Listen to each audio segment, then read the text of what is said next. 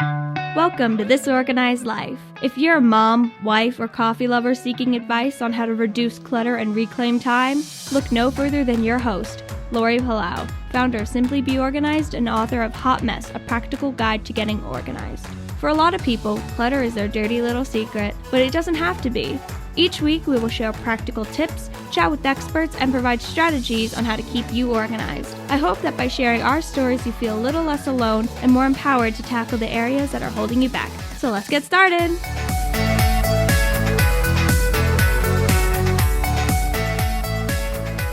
Welcome to today's special episode of This Organized Life podcast. I'm your host, Laurie Palau, coming today with my co-host, Mr. Joshua Palau. Joshua, say hi to everybody. Hi, everybody.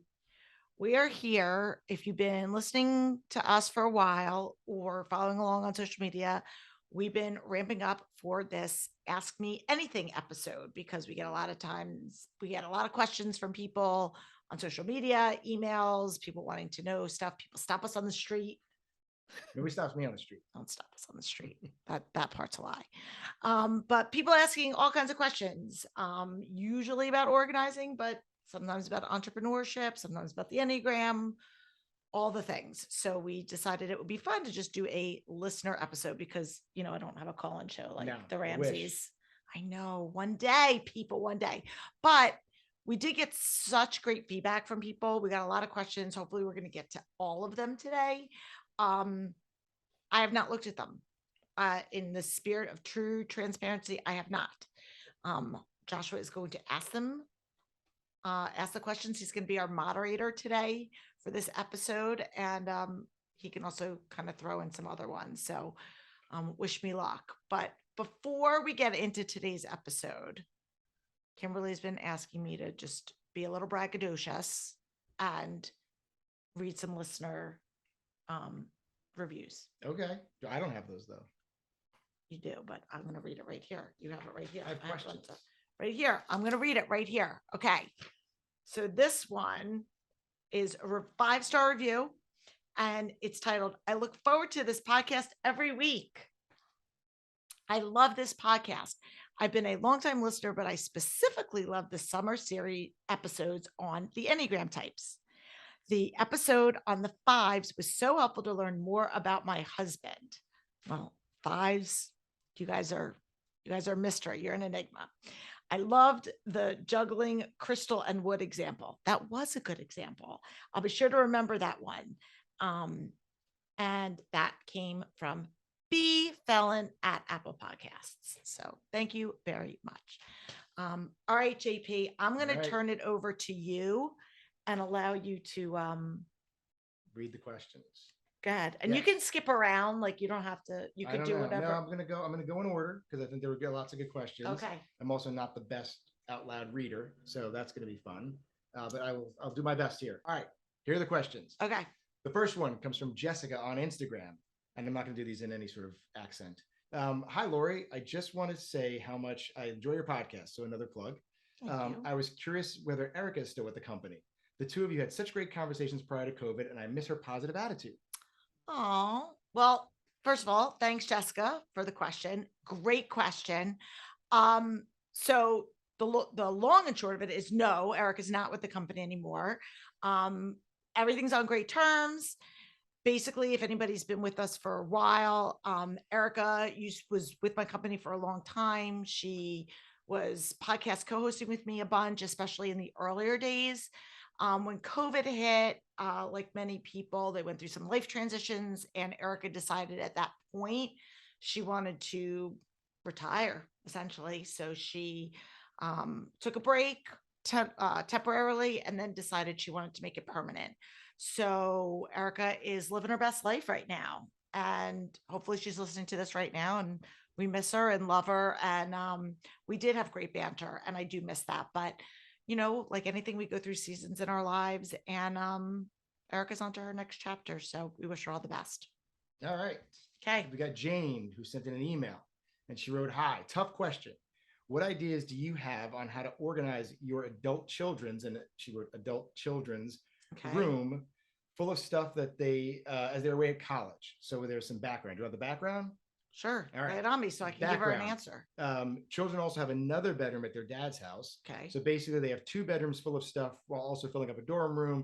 It's also overwhelming. I would help them consolidate, but they're used to having double everything. So now they have triple everything that you just can't throw out. So she wants to know, what should she do? Okay. So that's a great question. And you can also weigh in on this. I'll answer since she's asking me, but right. we are, I'm sure you do. Well, we have adultish kids. We have 2 college age kids as well. And so I think the short answer is it's really hard, in my opinion, for you to be making decisions on behalf of your kids' stuff when they are adultish. We have some kind of ground rules in our house in terms of where they're allowed to allow their collections to live. And their rooms are kind of their domain. So as long as there's no food and it's not like Grey Gardens and it's not just something that is becoming a pain point in our life, we just kind of shut the door. That being said, and again, they're not really there on the daily, so it's certainly not a pain point for them. Now, if you needed that space, that would be a different story. So in our case, our kids' rooms, unless we have a guest come over that needs to stay there, we don't really, they're kind of off limits when they're at school. So it doesn't really affect us. I know for me, while they're in school, it's still their bedroom because they do come home. They come home on holidays, they come home in the summer. So asking them to make like full decisions about getting rid of everything, I think you can do it during those pockets if they're there for longer stretches. Like I know I did it with Zoe and Logan, but a big one with Zoe this past summer where we went through like clothes and stuff and started to thin it out. But at the end of the day, until she graduates and moves into her own place permanently, this is still her bedroom.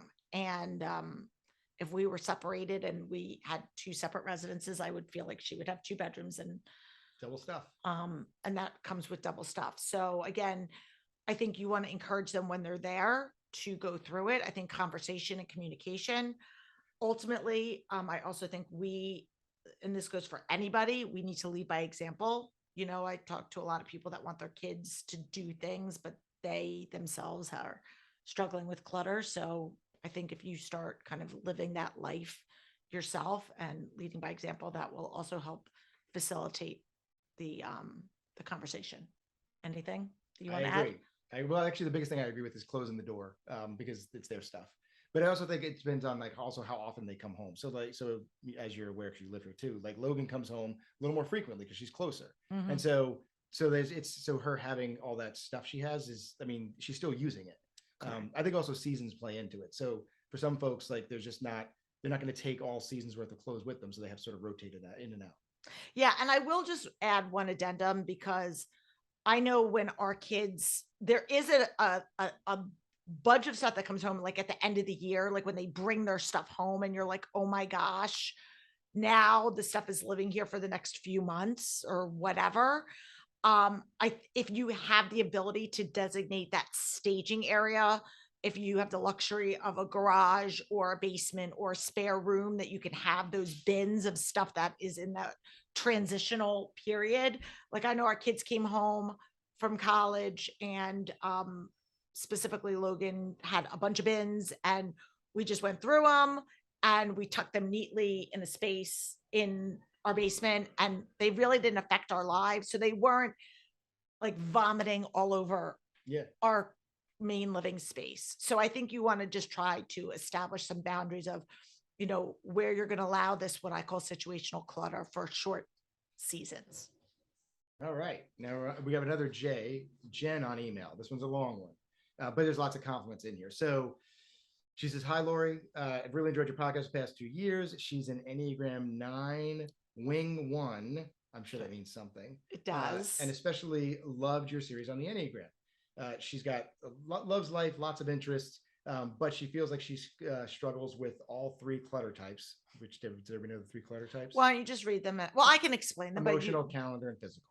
Okay. And so she says her house is pretty neat, and she feels like she's organizing just a little bit here, a little bit there, and wants to know basically some ideas on how to do this. I'm just looking at some of the extra things here. Mhm. She has trouble letting things go that are in good condition because she feels bad about things going into a landfill, which I feel that's actually pretty interesting. Mhm. For example, little plastic doll shoes, accessories that her kids, received as birthday gifts, but she doesn't want to add to the waste. So, and of course, the gifts keep coming every year. So she's trying to come up with some helpful ideas on how to give stuff away without and also manage requiring more stuff. So could you dive a little bit deeper into specific tactics for nines Yep. to help with the overwhelmingness and lack of focus at times? Yeah. Oh, and she bought the book too. It was great. Oh, thank you. And I'm sorry, what was her name? Jen with two N's. Jen with two N's. Thank you very much for the email. Thank you for supporting the book and listening to the Enneagram and Clutter series. Loved doing that. Did you listen to my Enneagram and Clutter? Of course, all of them. Oh my God, you're just lying. You're just lying to people right now. Okay, so just in short, for anybody that's new that doesn't know, so the Enneagram is a personality typology that looks at your unconscious motivation. So in other words, the why you do what you do. There are 9 core Enneagram types.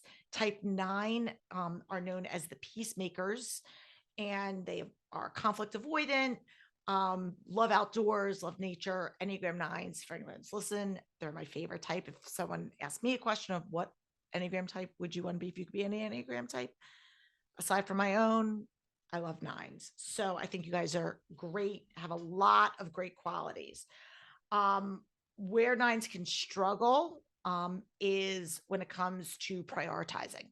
So whether you're a 9 with a 1 wing being the perfectionist, or 9 with an 8 wing being the challenger, I think the end of the day, your core motivation is or some of the challenges that you face is just prioritizing things. 9s have a tendency, I'm sort of generalizing here, but there's a common theme of putting like a lot of things in front of them, and kind of 9s have a tendency to do what's right in front of them as opposed to doing what's important. So a lot of times you'll hear people make the expression of the urgent versus the important, or kind of if you're thinking of like an inbox and you have a visual of doing like what's on the top because it's on the top, as opposed to saying, is this really what needs to get done now? So I think as a 9, one of the strategies, and just to, again, sidebar, we have the 3 types of clutter: our physical clutter, stuff that you see, the emotional clutter, which is usually guilt, fear, sentiment, and then calendar clutter, which is being overscheduled or not using your time wisely. And I think for 9s, having that kind of discipline with your schedule is really important. I don't want to speak for all 9s, but I know a lot of 9s struggle with sort of that inner accountability, because going back to the psychology of a 9 is they feel like their voices aren't necessarily heard. And so if they're asked to do something, or they have a deadline to do from an outside person, they are very likely to meet that deadline. However, when it comes to that self-discipline of saying, I'm going to hold myself accountable, 9s can struggle with that. And a lot of that, I think, subconsciously has to do with their feeling where like, I can just be on the back burner. I'm not as important. So I think just really either getting an accountability buddy, if you don't have, you don't have to hire somebody, but getting, or even telling somebody like, this is what I'm going to do. So you have that outer accountability. I know in our 9's world, if she says she's going to do something, she's got to like put her money where her mouth is so that she'll actually fall through. And she needs a deadline. And this goes through for a lot of 9s. Like Gail's a 9. And if I ask Gail to do something, I have to say, I need this done by this date. And it's not that she won't do it otherwise, but it just kind of lives in perpetuity. So we have to be very specific. And I think that's really important. The 1 wing also can add another layer of roadblock for you, just because you have that perfectionist. And so 1s will have a tendency to want to wait until everything is precise and air quote perfect before they actually pull the trigger. So you couple that with your little procrastination of the 9, and you could potentially have a recipe for, a little bit of delay when it comes to struggling with clutter. I think the emotion, and that can result in the physical clutter. And again, the deadline, the calendar clutter. The emotional clutter I find a little interesting. One of the things that I think could contribute to that has to do with the orientation to time, which we didn't really dive too much into in the series, but I go into this in detail in our Enneagram and Clutter courses. That I have 9 mini courses and then a master course with all 9. And the 9s in particular, their reference point is to the past. So they have really good memory about things that have happened in the past. They can tend to have recollections of things. So as you're going through the decluttering process, 9s could get tripped up, as well as 4s and 5s who are also in that past orientation of time known as the withdrawing stance. It's the language. Where you can reminisce and you can start to have, even though you're not overly feeling dominant like some of the other types, it still is there. It's still something that is on your mind and can show up. So just really in terms of strategies, some of the best tips that I can suggest for a 9 are just setting 3 actionable things a day. Don't overwhelm yourself. 9s also have a measured amount of energy. So they're not like Energizer bunnies that can just go, go, go, go, go all day. So set just 3 realistic tasks that you can complete and just go with them. And before you get sidetracked and start to go into different directions, just stay focused on those. And if you're not sure which you should prioritize, I think depending on what the situation is, you can ask yourself, which is the greatest pain point, or what will give me the biggest impact. If you're talking about your stuff, if you have multiple spaces that you want to declutter, where will I see the biggest results if I do this? So start kind of asking yourself some probing questions, and then that will hopefully allow you to stay on task. And again, whether you want to write it down on paper, Josh is a note card guy, which we make fun of him for all the time, whether you use an app on your phone, I don't care, whether you do a pretty journal, whatever interests you, just have some sort of something that you can check off, write off, come back to in writing, because if we just leave it floating around in our minds, we don't have that level of completion. I just want to address the consumerism part of it with the Barbies and things of that, with the because that's something that's really, I hear that quite a bit, is there's a lot of guilt that surrounds people with stuff, of just feeling guilty of either I bought all this stuff and now I'm not using it and I feel wasteful. And that kind of goes into the whole shame spiral, which we don't want to get into. You can only control what you can control. So my response to that is be intentional about what you choose to bring into your house. As a parent with small kids, you can choose to set boundaries of what type of stuff you're going to bring in. When your kids get gifts, I think having conversations with them about what they need to keep, what they can get rid of. And, I don't want to get hate mail from environmental supporters, because I try to recycle and do all the things, but I don't want junk in my house, and I don't want to just hold on to it for no reason. So I used to throw away all those Barbie accessories. I did. My kids would get a Barbie and I would throw away the shoes and the little sunglasses and the purse, and they would have naked Barbies. They had some clothes. They had clothes, but they were barefoot a lot of the time. So I think you can spend some time looking, if there are places that will recycle certain things.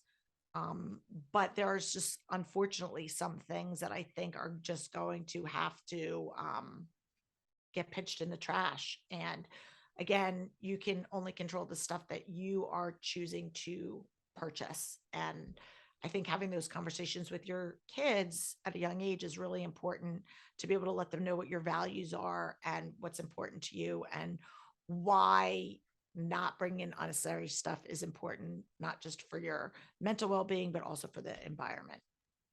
I have something to add. Go for it. I have 2 things to add. But so I do think, and I know part of this is a function of obviously your job, but I do think that one easy thing is if you set up a standing like pick up from the veterans or from the thrift place, like Purple Heart, or I forget the other ones that we use, like then you're kind of forced, right? Like, so stuff leaves your house all the time.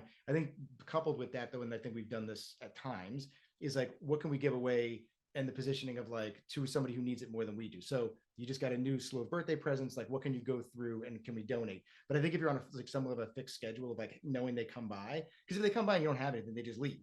But at least then you're sort of like on the hook to say, okay, like let's run through the house, see what we can give away and donate. Doesn't end up in a landfill, and it goes to somebody else, but also you're kind of forced to do it. So that was my addition. Yeah, no, absolutely. And we also used to give, especially when our kids were little, and I would make them go through it with me and make it fun. So they would want to give their stuff away to either their preschool or the church, to the like nursery there. Um, and again, it's getting them and understanding that stuff is transient. We use it for a season. And then when we're done with it, we pass it along to somebody else. And when you just kind of make that a practice in your home and in your life, it normalizes the whole process. And it doesn't seem like it's something bad or you're a punishment or a chore. Perfect. Okay. All right. Next. Let's see. We've got Allison from Cleveland, Ohio, wrote in on Facebook that her question is, how do you manage school paper clutter? Basically, I'm scanning the question. It's basically like what we've always dealt with, or mainly you. Like you get all sorts of forms and reminders and schedules and everything that comes in. On a side note, though, she just discovered the podcast about 2 months ago, and she's binging all the episodes, all the back ones. And she also recently purchased the book. And thanks you for demystifying and destigmatizing the issues of clutter and organization. Oh, well, thank you, Allison from Cleveland. I appreciate that. Yeah, school papers are yeah, throw them all out. Can't throw them all out. So one of the things I think you have to kind of you got to be proactive with it. So here's the first thing is, let's just get tactical on this. I would go through the stuff daily. Like if the kids come home, they knew that they had, when they were younger, I would do it for them. And then as they got older, they would do it, or I would do it with them, like, or remind them, like, let's go through your backpack. And so anytime they had any type of backpack mail that was actual paper, I would go through it right then and there. And if your kids are in like an aftercare program and somebody else is picking them up, or, they have a sitter, whatever it is, whoever is in charge, when the kids come home, like the first thing that you do is you take off your jacket and unpack your bag. Like you take out your lunch stuff, and that just is instantaneously part of the routine. We do the same when it comes to mail. Like you just address it right then and there, because it's so easy for stuff to just fall through the cracks if you don't. So just really being practiced about staying on top of it. And then really I have three piles that things go into. It's either your action pile, which is I have to do something about this. I have to sign this permission slip, fill out this form, picture day is coming up, whatever it is. So that's action. That's what we have to do.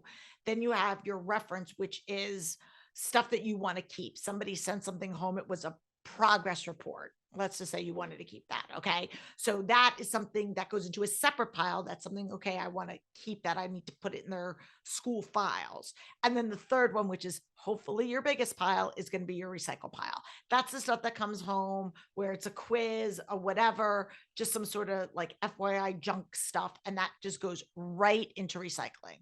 And so if you do that every single day, then you hopefully will minimize stuff falling through the cracks. Now, I know that our school moved a lot to stuff being digital.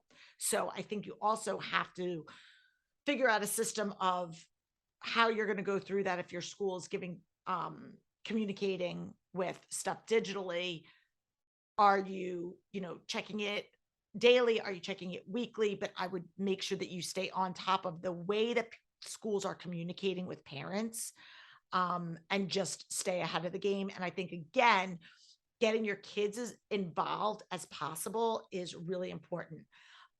We also, so once we go through it, I had actually, we have a bulletin board on the side of we have like kind of where our fridge is like built in, if you will, on that one side, we have a bulletin board. And that's where I would put anything that was like action that I didn't have to like just sign and put it back. Like if it's a permission slip for something that I could just do right then and there. So if you could do it, my rule of thumb is like, if you could do it in under 2 minutes, just do it and be done with it. So I would, if it was, oh, we're going on a field trip, I need $10 and you to sign this, I would just sign it and give it back to them right then and there. But if it's something that was going to be coming up down the road or would take a longer time, I didn't have to address it right then and there, I would put it on the bulletin board so it was visually in front of me.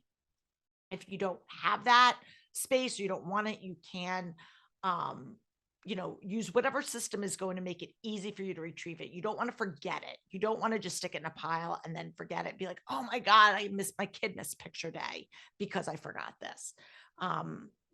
Is that the full question? Yep. Yeah, you hit everything. So hopefully that helps. So yeah, just get that system. And then just the biggest thing I really think is just get on top of it every single day. And, hopefully it only takes a couple minutes. All right. That's a good one. It's funny you mentioned the thing about the mail, because like the mail for years doesn't even make it to the house, because between the walk from the mailbox back, I pass the recycling bin and just whatever's garbage goes right in. So yeah. All right. Let's see. Christina from House of Order in West Texas wrote in that so many of her clients need serious coaching on the psychology of getting rid of things. They're not hoarders, but just have a hard time getting rid of things. And she feels inadequate in this area and that she doesn't have the right words. So can she develop this skill? Well, that's a great question, Christina. So first of all, thanks for listening and thanks for doing what you do. So we love other professional organizers and helping to empower them to help all of their clients. So yeah, a lot of times people underestimate the importance of that whole psychology component. And, I've been playing a psychologist for over a decade now. But I do think it's really important to understand where your clients are coming from, because as I've always said, clutter is just a symptom. The actual physical clutter is a symptom of something deeper. And understanding that and understanding where their pain points are and what's triggering them is really going to be the catalyst for them to have their light bulb moment to say, okay, this is how I can feel comfortable making change. I would say the best way is to educate yourself. And you can do this through books, through podcasts, through taking, some courses if you want, but talking to other people, talking to even therapists about, what are some tools and strategies to help people get through it. I found that for me, really asking a lot of probing questions and doing more active listening than talking to find out where the clutter is coming from, what their childhood was like, asking questions about who they are, not just about their stuff, is really, really important. I do think it's important to make the distinction between somebody who clinically has a hoarding disorder versus people who just have a lot of stuff and either don't have the right system strategies or just are too busy, because there is a big distinction, and it's completely okay. And really, I would applaud you if you did have a client who you really felt needed some psychological help from a trained therapist, that you would refer them to somebody. You would just say, this is a little bit out of my wheelhouse, and make it more about you than about them. We don't ever want to shame somebody, but know your bandwidth. Know your bandwidth of what you're comfortable with. But I think a lot of times when a professional organizers, and I get this a lot when I'm mentoring people, is there's this assumption that you have to have all the answers all the time.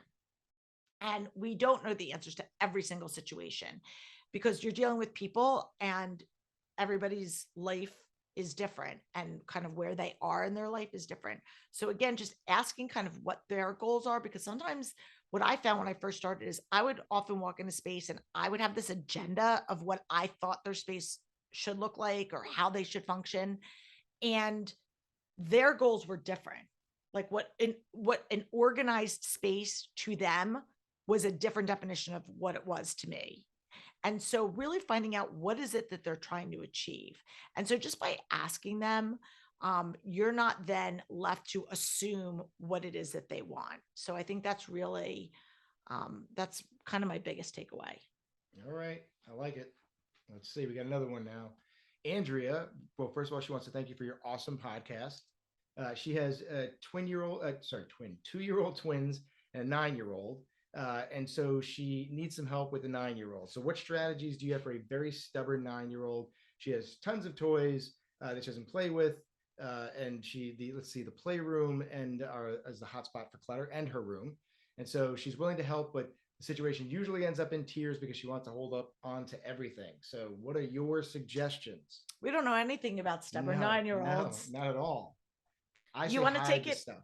I was going to say, why don't you? No, I did have a strategy for a little while, which I don't think you could do in mass, but I would say you take some of the stuff that she swears she needs and you put it somewhere.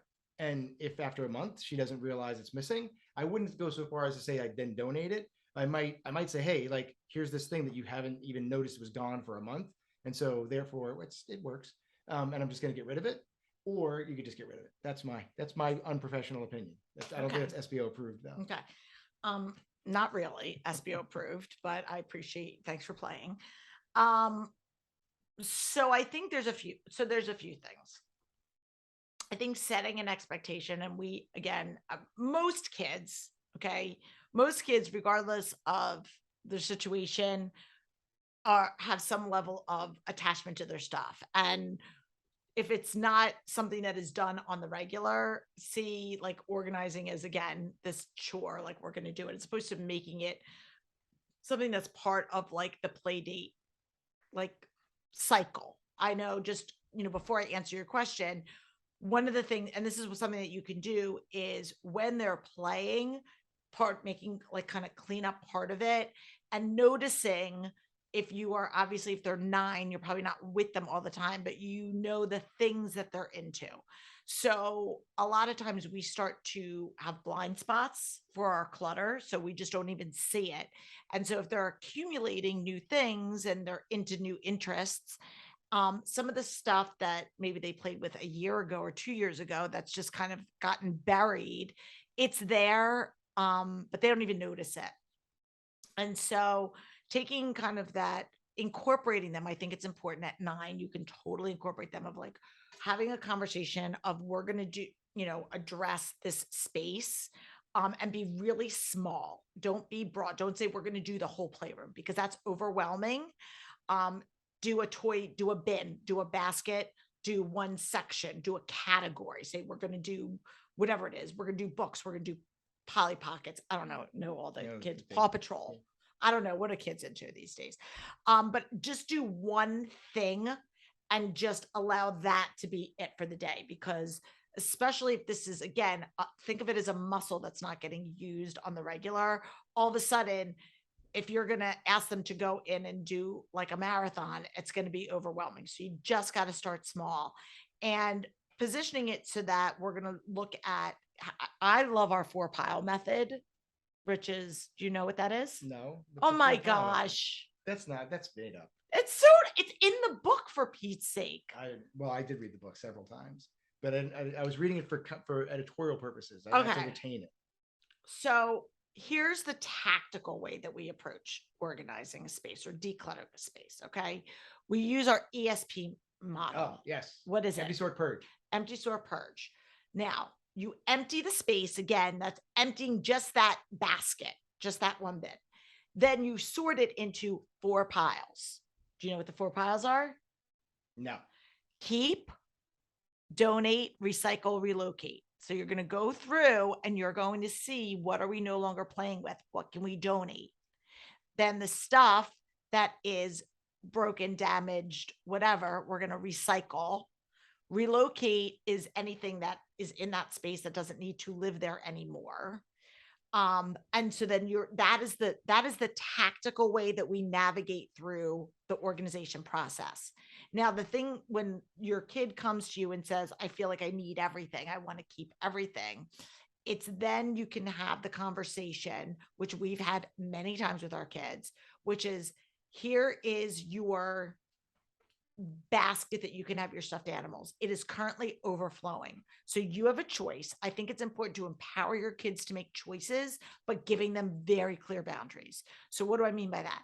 I mean saying you've got 300 stuffed animals and your basket can fit 12 or whatever. So you can decide however many can fit in this basket without it overflowing, you're allowed to keep. So it's up to you to decide, but here's our boundary. Anything above and beyond here, you has to go. So you need to figure out, are we going to donate to a friend? Are you going to donate to a charity? Are you going to donate to a school? Where are we going to give this? Who are we going to give this to? And allow them to be part of the process. Again, I'm not shaming anybody who gets rid of their kids' stuff in the dark of night, but it really isn't teaching them anything. And you want to be setting these examples and letting them to develop these muscles so that eventually you don't have to be sitting with them and they could be doing it on their own. I also, when it comes to the tiers, because we've done this the hard way, is knowing your kid's personality. And again, at 9, it's a little early. And again, you're not supposed to type people Enneagram with like Enneagram type, but you know your kid. And you know if your child is somebody who is overly sentimental or your kid is somebody that's overly analytical. And, I've seen kids that have like a kind of an engineering type brain. And so they want to have all the Lego pieces because I might use it for this, thing I'm going to build or whatever it is. And you've got other kids that just like everything has feelings and I just want to hold on to them because, they're part of my village. So if you know that about your kid and you know that they have that emotional component to them, give them a little bit of grace in terms of how long and set a timer for that. Like we're going to do this for pick the number, 30 minutes. We're going to do this for 20 minutes. So let's see how much we can accomplish and try to make it fun. Try not to make it like we're going into battle here, because then they're going to think of this as, negative versus we want to give you more room to play. We want to give you more space to enjoy new things to come in. And if they, again, see you doing this in your life with your stuff, that will also be an added bonus for them to see, like, this is what we do as a family. I like it. Okay. I still like hiding stuff, but that's fine. All right. These next two are like rapid fire ones. So, which is good. I like these. So, okay. So Christy from Facebook says, first one. Okay. If you could interview anybody on the podcast, who would it be and why? Oh, geez. There's so many answers. There's so many people. If you could interview one person, who would it be and why? Okay, so the first person that comes to mind is Jen Hatmaker because I'm a fan. So, I mean, but there's a lot of people, but I do top 3. Jen Hatmaker, Rick Warren, and Dave Ramsey. All right. And why? Because I admire all of them professionally and personally. And I think that they would bring value to our listeners for the content that they do and what they put out into the world. All right. Next question, or it's part of the question. Okay. A, B, and C.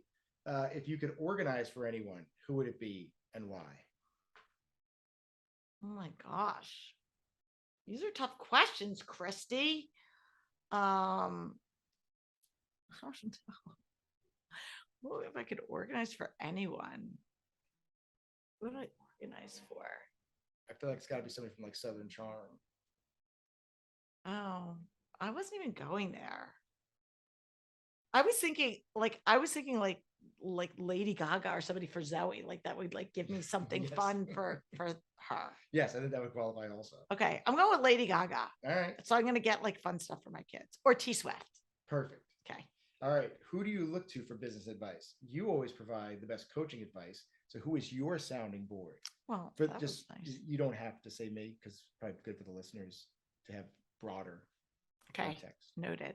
I actually really like this question. This is a great question because I do feel that everybody needs to have somebody to talk to.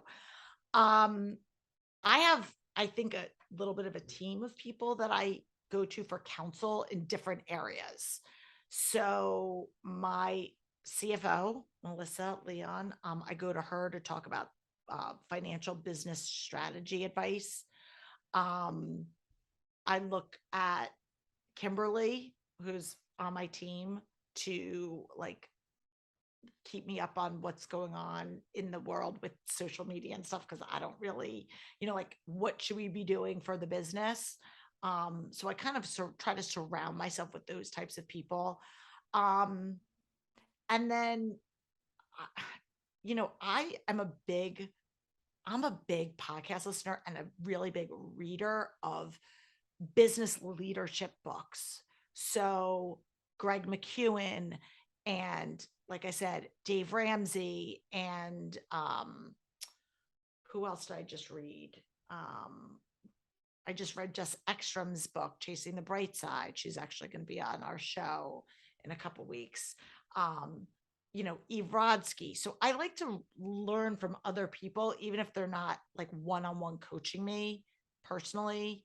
I just learn from them. I think there's a lot to be said. Henry McLeod, boundaries. So not me. Okay, fine. All right. Popular. Here's some, this one's about popular questions you get through the years. So I'm guessing this is not from a reader. This is from somebody within the organization. All right. What is the best? Oh, Kimberly said that she compiled That's like stuff that we get, like stuff. Yeah, like popular questions through the years. Yeah. Okay. All right. What is the best bin or basket to use?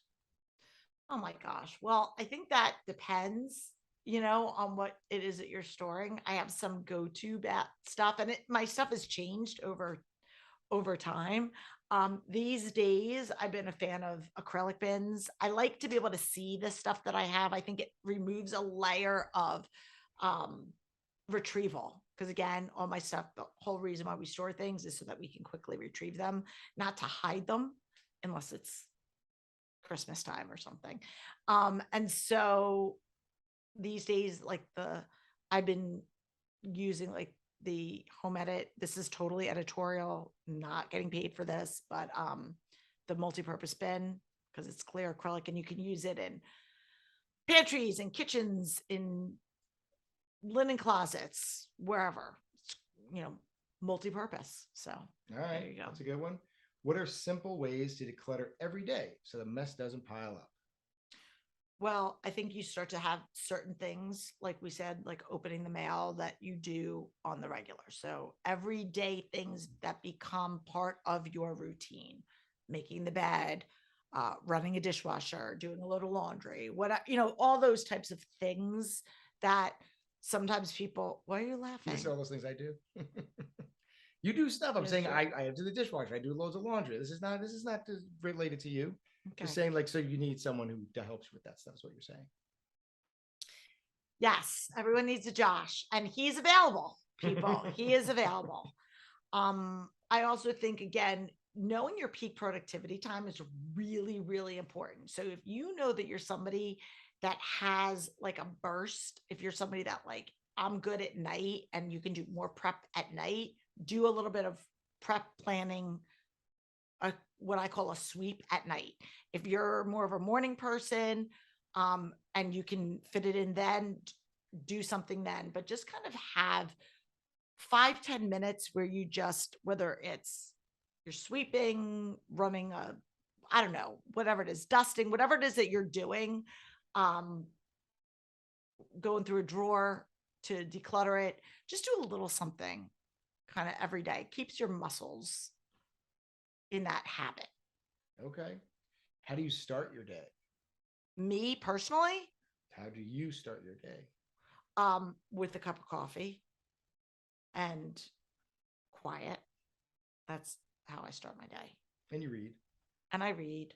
And I read a devotional every day. Sometimes I'll read like a chapter in the Bible. Sometimes I just read a verse, but I try to do some sort of a spiritual devotion. I have a routine that I recite the fruits of the spirit every day and try to practice that. So I do that every morning. I do all this before picking up my phone. And then I try to have some quiet time. I don't look at email for at least like the first hour. I would lie and say I don't look at social media, because sometimes I do, but I try to read and do all that, my morning stuff before I pick up the phone, because I find once I pick it up and start looking at it, I The reels just suck you in. can't stand them. All right. Can't stand them. This was going to be a hard one. What is your top organizing tip? Oh, Actually, I think I know what this is. But... Oh, what do you think it is? You go. I mean, my top organizing tip is, it depends. I mean, my top organizing tip is think about the ease of retrieval. Think about how quickly can I get it versus how quickly can I put it away. I was going to say, I wrote it down here, but you can't read what I wrote, do what works for you. You always tell people like you need an organizing method that works for you. So like you said, organizing is different. Like you walk into a room and you're like, this is how I would organize it. But then based on personality and the person and their lifestyle, it's like, no, I need this instead. So I think it's like your point is like, do what works for you. I do. Yes, that is. I just think clutter doesn't work for you. I just think it's a little too general and doesn't give a specific direct. Do what works for you. Well, right now, what works for me is dropping my stuff in a. Well, from an organized lens, like yes, that wouldn't be organized. I think we need to be specific. A specific thing is think about how quickly can I get something, not how quickly. Do what works for you specifically. Okay. I think it's time for a break. At least that's what my notes say. Okay. So we're going to take a break.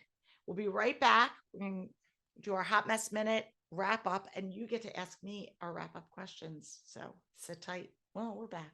Okay. All right, Josh. I'm getting tired. Is this what my guests are like? They're under rapid fire.